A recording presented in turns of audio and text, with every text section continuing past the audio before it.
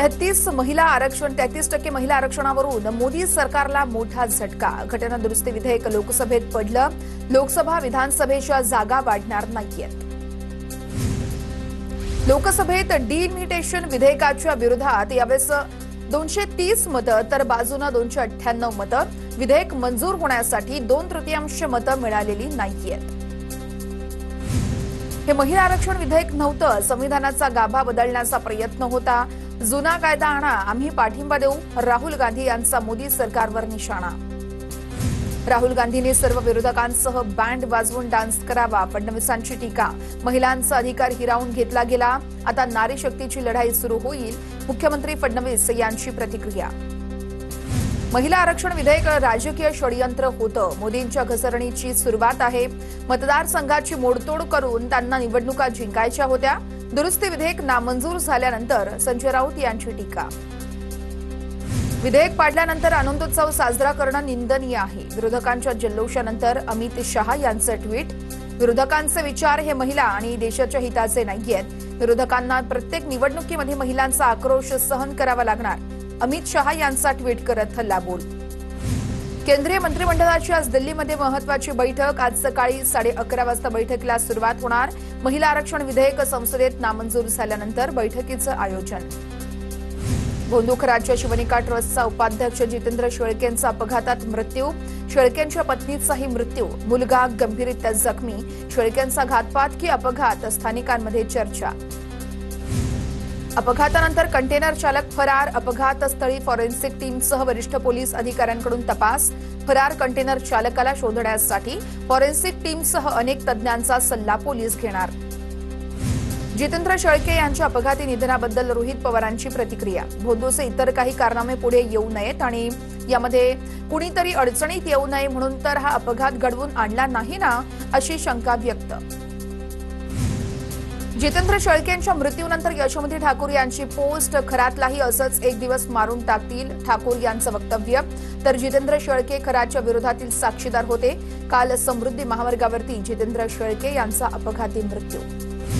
भोंदूखराच्या अवकाश कार्यालयामध्ये ईडीची तपासणी। 3 तासाहून अधिक काळ ईडीकडून झाडाझडती, बॅग भरून दस्तऐवज ईडीकडून जप्त। त्यानंतर अवकाश कार्यालय पुन्हा एकदा सील। दरम्यान अशोक खरातला आज सत्र न्यायालयामध्ये नाशिकच्या हजर केले जाणार आहे। नाशिक प्रकरण अत्यंत गंभीर आहे, हे संपवण्यासाठी आम्ही सर्व चौकशी करत आहोत, मुख्यमंत्री फडणवीसांची प्रतिक्रिया। नाशिकमधील धर्मांतर प्रकरण कटाचा भाग असल्याचंही वक्तव्य। नाशिक धर्मांतर प्रकरणावरून अमृता फडणवीस यांचा दावा। ऍक्सिस बँकेत असताना माझ्यासमोर धर्मांतरणाची प्रकरणं झाली आहेत, वरिष्ठांनी तात्काळ ऍक्शन घेतली होती, अमृता फडणवीसांचं वक्तव्य। धर्मांतर आणि लैंगिक छळ प्रकरणाची राष्ट्रीय महिला आयोगाकडून गंभीर दखल। चौकशीसाठी समिती नाशिकमध्ये, पीडित महिलांसोबत संवाद साधला जाणार। टीसीएस प्रकरणातील फरार आरोपी निदा खानचा अटकपूर्व जामिनासाठी अर्ज। निदा खान गरोदर असल्याची माहिती। नाशिक जिल्हा सत्र न्यायालयामध्ये अर्ज सादर। आज सुनावणी होण्याची दाट शक्यता। निदा खानला 9 एप्रिललाच कामावरून काढून टाकलं होतं। निदा खानचा पती मोमीन खान यांची चौकशीत माहिती। निदा खान 2 महिन्यांपासून पतीसोबत मुंबऱ्यात राहत होती, सूत्रांची माहिती।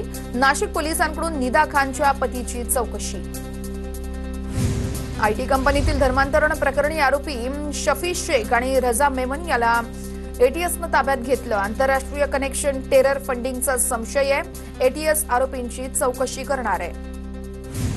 अमरावती लैंगिक शोषण प्रकरणामध्ये पीडित सर्व 9 मुली मुस्लिम। अल्पसंख्याक आयोगाच्या अहवालामध्ये उल्लेख। पीडित मुली हिंदू असल्याच्या नवनीत राणा यांच्या दाव्याचं खंडन। 1 मुलगी नागपूर, 4 पीडित परतवाडा आणि 3 अमरावतीमधील, तर काही पीडित अल्पवयीन असण्याचीही दाट शक्यता। अमरावतीच्या परतवाडामधील प्रकरणावरती लक्ष। चौकशी समितीकडून योग्य प्रकारे तपास सुरू आहे, पालकमंत्री चंद्रशेखर बावनकुळे यांची प्रतिक्रिया। तर प्यारे खान यांनी मीडियाच्या माध्यमातून संभ्रम तयार होईल असं वागू नये, बावनकुळेंचं आवाहन। अमरावतीतल्या परतवाडा प्रकरणातील आरोपींच्या वादानं गुन्ह्याचा उलगडा। मुली पटवण्याच्या विकृत स्पर्धेवरून नराधमांमध्ये वाद होता। आरोपी अयान आणि उझैरमध्ये वादानंतर व्हिडिओ व्हायरल आणि मग रॅकेटचा पर्दाफाश। पालकमंत्री बावनकुळे परतवाडा प्रकरणाचा आज संपूर्ण आढावा घेणार। बावनकुळेंची जिल्हा पोलीस अधीक्षक यांच्यासोबत तसेच तपास अधिकाऱ्यांसोबत बैठक असेल। परतवाडा लैंगिक शोषण प्रकरणाच्या पार्श्वभूमीवरती बावनकुळेंचा महत्त्वाचा दौरा। नेस्को ड्रग्ज पार्टीमध्ये बचावलेल्या तरुणीचा आणखी एक खुलासा। ऑक्टोबरमध्ये एका कार्यक्रमात ड्रग्ज घेतल्याची पोलिसांकडे कबुली। सध्या तरुणीवरती रुग्णालयामध्ये उपचार सुरू।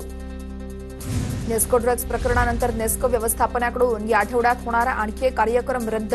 परवानगीबाबत मार्गदर्शन करतो, कार्यक्रमात काय होतं याचा संबंध नाही।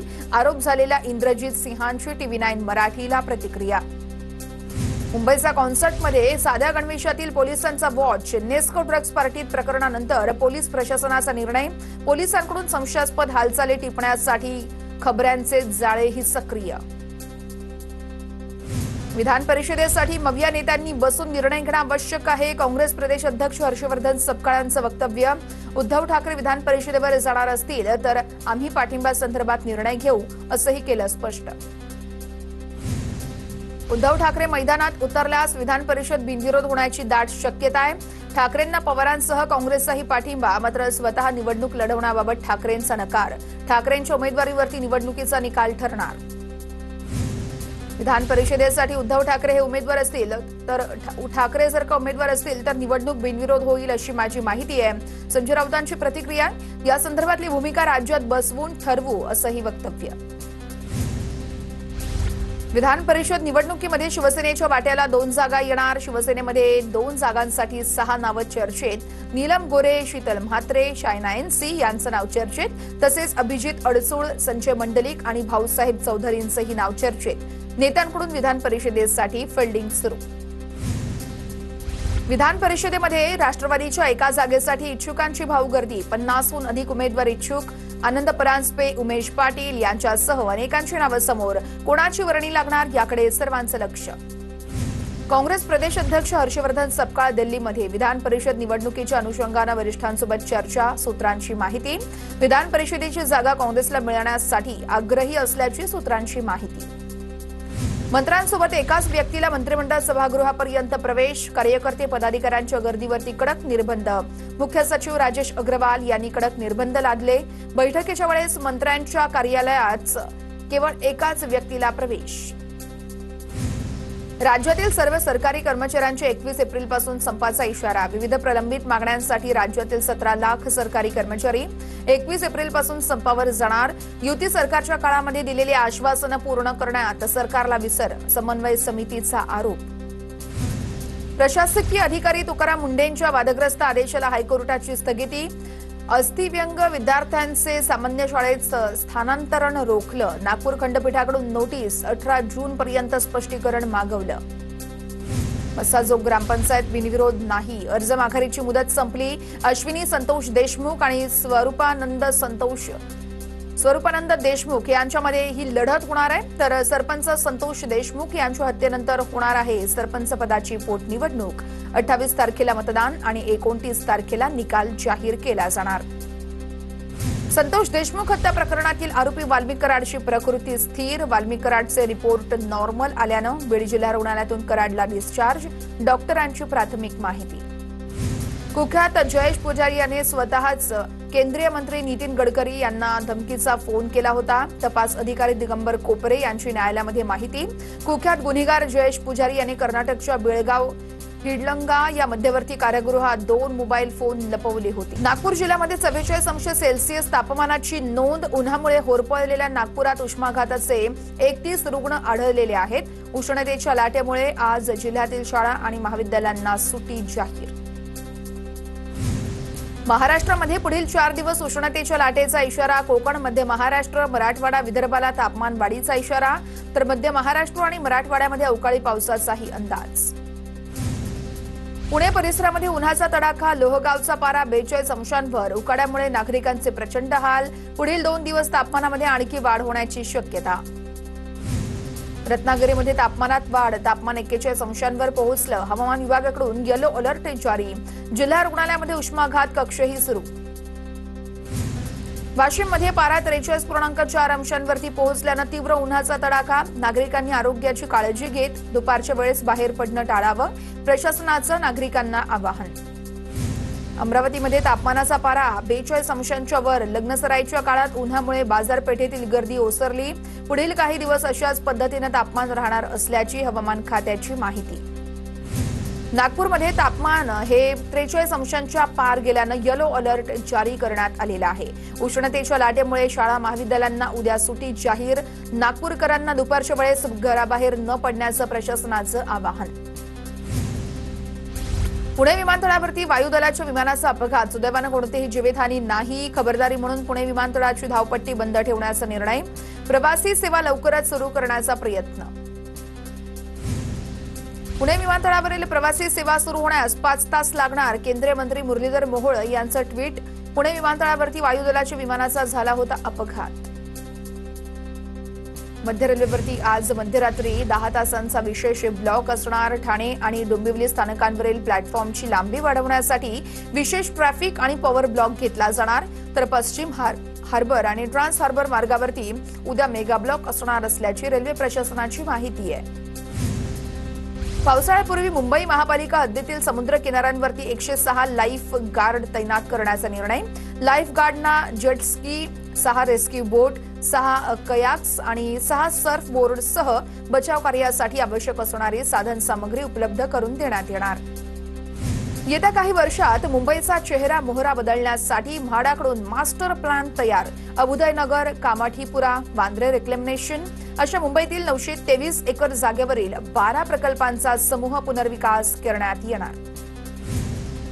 पत्राचाळीतील भाडेकरूंना पुनर्वसन सदनिका घेण्यासाठी 30 एप्रिलची अंतिम मुदत आहे. मुदतीमध्ये ताबा घेतला नाही तर म्हाडा सदनिकांचे पुनर्वितरण करू शकतं. मुंबई हायकोर्टाचे निर्देश. मुंबईकरांसाठी आनंदाची बातमी आहे.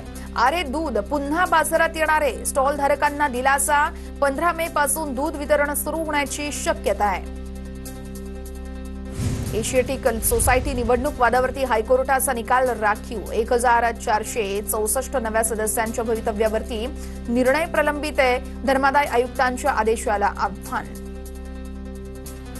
मुंबईच्या चौपाट्यांवरती सुरक्षा वाढवली. 6 चौपाट्यांवरती 106 लाईफ गार्ड तैनात. पावसाळ्यापूर्वी तयारीला वेग. रेस्क्यू बोटसह सज्ज व्यवस्था. अतिउत्साही पर्यटकांमुळे होणारे अपघात टाळण्यावरती भर. मुंबई शहरात मागील आठवड्यात विजेच्या मागणीमध्ये मोठी वाढ. जवळपास 15 ते 17% वाढ. वातानुकूलित यंत्रणा, कूलर, पंख्यांचा वापर वाढला. सरकारी कर्मचारी आणि अधिकारी सर्वांनाच मोठी घरं मिळणार. 485 ते 2500 चौरस फुटांचे प्रशस्त फ्लॅट असणार. सार्वजनिक बांधकाम मंत्री शिवेंद्रराजे भोसले यांची ही माहिती आहे. मुंबईच्या विकासामध्ये कुठलाही अडथळा येऊ देणार नाही. मेट्रो स्थानकाच्या बांधकामासाठी दुकान मालकाला न्यायालयानं खडसावलं. दुकान स्थलांतरित करण्याचे मुंबई उच्च न्यायालयाचे आदेश आहेत. पुणे शहरातील 216 उद्यानं जास्त वेळ खुली राहणार. महापालिकेच्या उद्यान विभागाकडून उन्हाळ्याच्या पार्श्वभूमीवरती शहरातील उद्यानांच्या वेळेत बदल करण्याचा निर्णय. पुण्यामध्ये प्रत्येकी 6 वाहनांमागे एक बेकायदा वाहन असल्याचं समोर. याकडे पुणे आरटीओचं अर्थपूर्ण दुर्लक्ष असल्याचा आरोप आहे. 7 लाख वाहनांपैकी 44,800 वाहनांचं नूतनीकरण. पुण्यामध्ये जुन्या वाहनांचा प्रश्न गंभीर.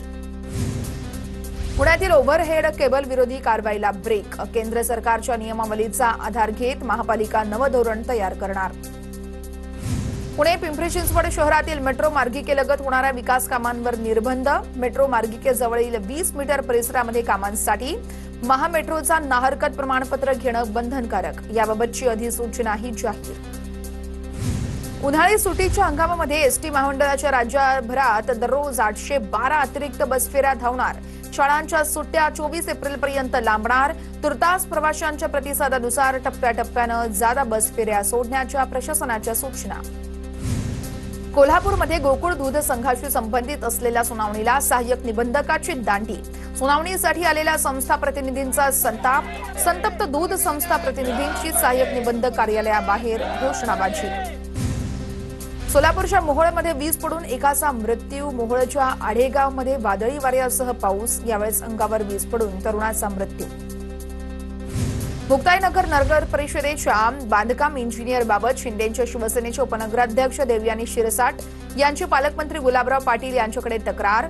कामासाठी फोन केला तर जामनेरला या असं सांगतात, अशी केली आहे तक्रार.